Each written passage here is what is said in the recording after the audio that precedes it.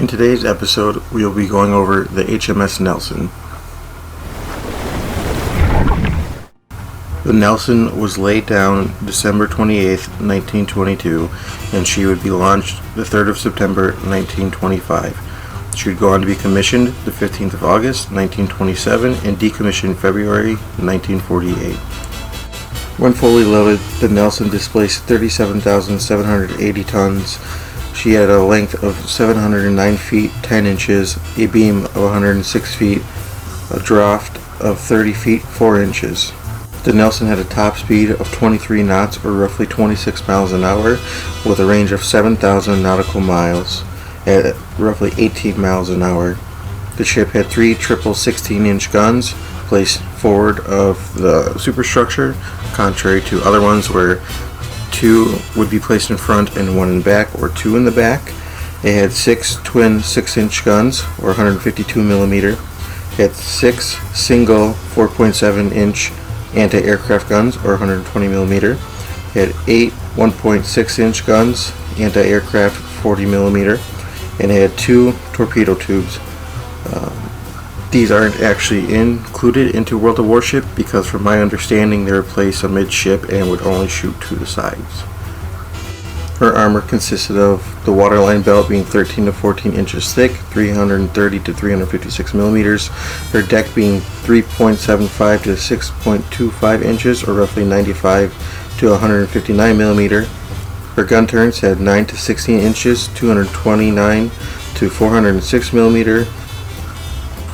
H.M.S. Nelson had a crew of 1,314, owned as a private ship, where when she was a flagship she had a crew of 1,361. The Nelson participated in the Malta convoys in 1941 and 1942, in North Africa 1942 to 1943, in Sicily 1943, Salerno in 1943, the Mediterranean also in 1943, and Normandy in 1944, as well as undertaking convoy duty. The Nelson participated in Operation Torch, Husky, and obviously the Normandy landings.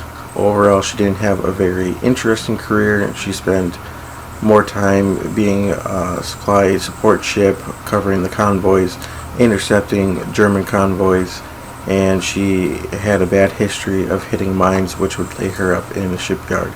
Eventually, at the end of the war, it was sold for scrap, which you can see in this picture here.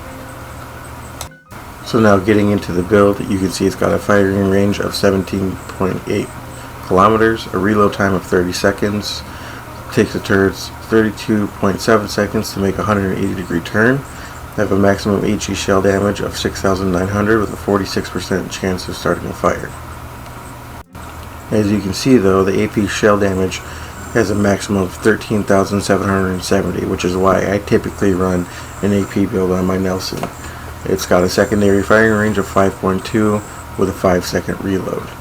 So you don't have to get too close with it to be deadly with it, which you'll see in the videos as we go on. Next, I'll get into my captain builds. As you can see, I'm running Andrew Cunningham. His base trait is increasing the shell grouping. That increases it by 4.75%. I run Azur Lane Scharnhorst, which decreases my dispersion by 3.8%.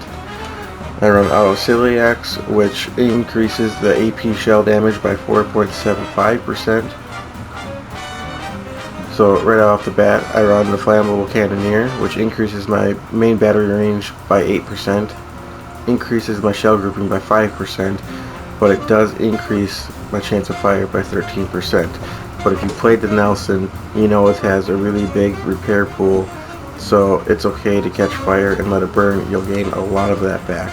Next, I do Gyrating Drill Bits, increases my gun traverse speed by 1.5 seconds, and increases my AP shell damage by 10%. It does decrease my speed, but that's okay because usually I sit mid to back of map because I have that long range and the accuracy to do so.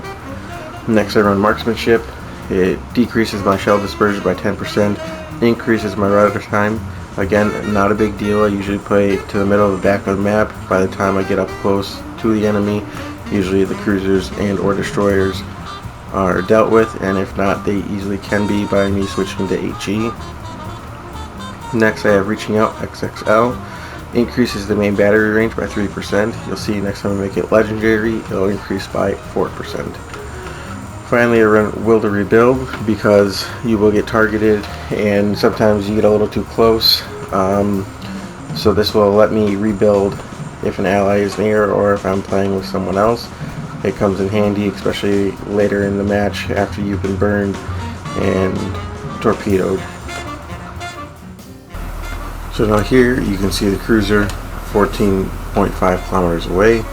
Nelson keeps the shell grouping very close, and it does a very good amount of damage. Next, you'll see me go after this Mayoko.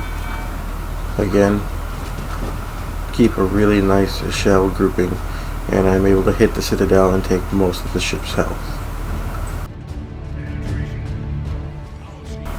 Now next you'll see me go against this Italian battleship. It's a broadside. I didn't have a very good shot. Just shells disperse a little bit, but not too much, and I don't get much for hits. HE probably would have been a better choice there. Now the H.M.S, I just led a little too far ahead, otherwise it would have been destroyed. As you see, very good shell grouping. Finally, we're back to the Italian battleship. It's angled a little bit from me, but I still get a decent hit and good groupings. Finally, you'll see me finish off this battleship. Again, very good shell grouping, right dead center where you want it.